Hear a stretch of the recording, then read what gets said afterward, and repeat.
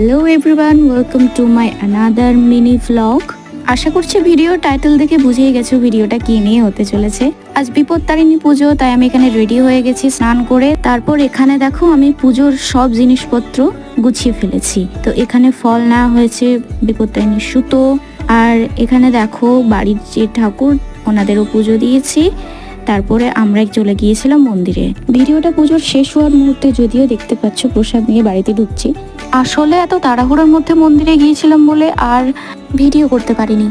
আর এখানে দেখো আমরা প্রসাদ সাজিয়ে ফেলেছি, আর সাথে আছে লুচি আর সুজি। ওকে, দ্যাট ইজ ফর টুডে। আশা করছি ভিডিওটা ভালো লেগেছে। যদি ভিডিওটা ভালো লাগে অবশ্যই লাইক কমেন্ট শেয়ার করো। ওকে, এরকম আরও ভিডিও যদি তোমরা দেখতে চাও। বাই।